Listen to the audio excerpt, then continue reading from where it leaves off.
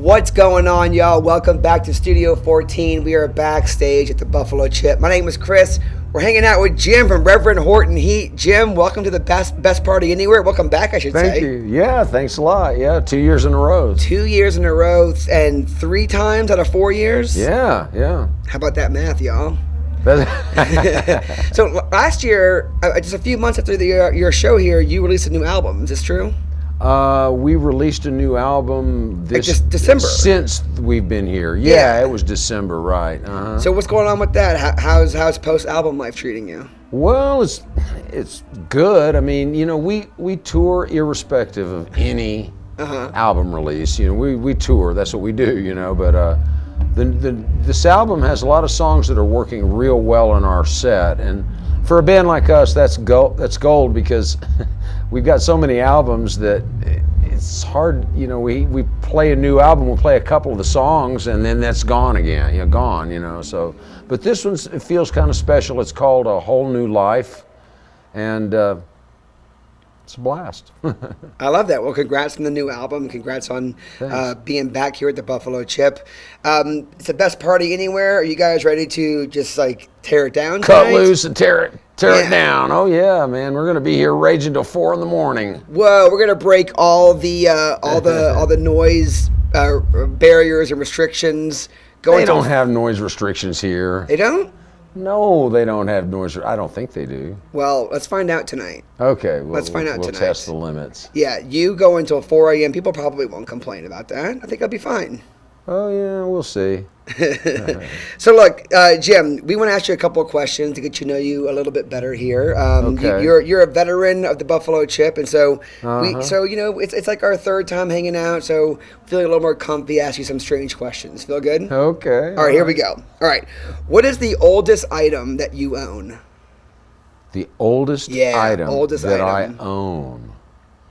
Well, it's my grandfather's trumpet from the turn of the century, 1906 or something. Wow. 1907 or something. I love that. And where is it?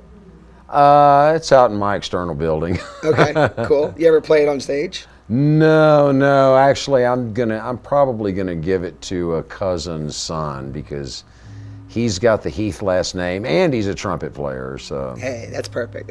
Okay, question number 2. What's the coolest car that you've ever driven?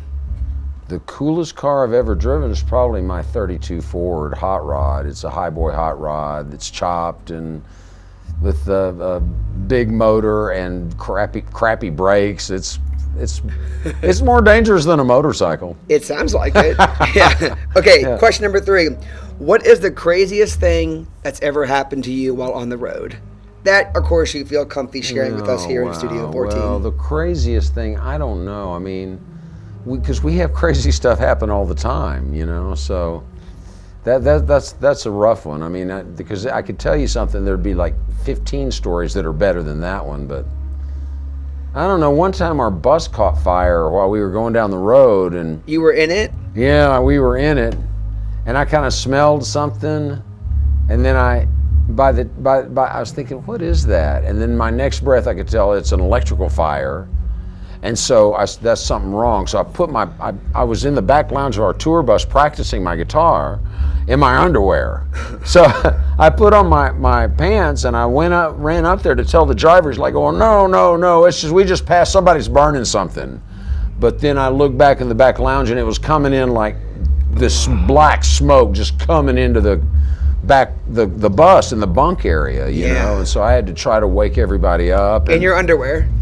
Yeah. And are you still playing guitar while you're waking everybody up? No. Fair enough. But what was crazy is it happened early in the morning, about 4 a.m, and going into San Diego, and so the San Diego news crew was out there. So we come all stumbling off the bus, falling down, and we're on the news basically. And one of our guys was wearing Teenage Mutant Ninja Turtle pajamas. And my daughters love him forever for that, but we because fire looks good on TV. I think next thing you know, we were on CNN. Jeez. And everybody was calling us and are you okay? And we made it out. We were really lucky.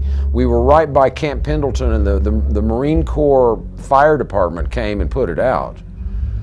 But yeah, that was a crazy day, because after that we were just out on the side of the road in front of Camp Pendleton, and we got back on the bus and it smelled like smoke, but it wasn't on fire anymore. But we were waiting because we were going to take a trip, and we saw these crazy lines in the sky all out over Camp Pendleton. I probably shouldn't say anything. We get a crazy scoop. But it only lasted for about 3 minutes or 4 minutes. It was the oddest looking thing I'd ever seen in my life. Wait, this is or isn't related to the fire? It's not related. It was like they got some UFO type stuff over there. Oh, I don't think no. it's UFO. Yeah. Jim, oh no. Anyway, that was pretty crazy. That's a pretty good answer. Oh, I got a million more that are probably better than that. Well, if you ever release a book of these stories, or do like a big podcast retelling all the stories, sign me up. I'm all in. I have one more question for you, Jim, before we let you go. What is something from the past that's disappeared that you wish would make a comeback? Oh, rock and roll. Yeah. Because rock and roll, it got changed, and that's kind of my I feel like it's my calling in life, is to bring back that old style rock and roll. Because the old style rock and roll that was so dangerous and just incited riots and made kids go crazy was that really wild early rock and roll of Little Richard and Jerry Lee Lewis and Bill Haley and the Comets and Elvis, of course. People don't realize how dangerous his music was, but it was high energy, fast music. And then but it was still the early days of recording, so once the major labels came in, they just watered it down. And so my opinion is that rock and roll died about the time the Beatles started going psychedelic. Interesting. Wow, this is a great interview. What a great couple scoops. Got an I got all sorts of opinions. Alien scoop, and also what a sweet way to end this thing, bringing rock and roll back. That's what we would do, and that's what your life's calling is. Yeah, the fast, high energy, straight eights, no holds barred, People were afraid of Little Richard. People were afraid of Jerry Lee Lewis. Well, Elvis too, but Elvis managed to get his image a little straightened out, so he seemed like a nice young boy. I just don't like the way he dances with those hips and all, whatever, but yeah, so. Well, you might scare some people tonight if you manage to pull off this 4 a.m. set. Jim, good luck tonight. Thank you for stopping by. Thanks, Reverend Chris. Horton Heat, back at the Buffalo Chip, moments away from hitting the stage. That's right. Awesome. That's right. Thanks. Thank you, Chris. Appreciate it. Appreciate you.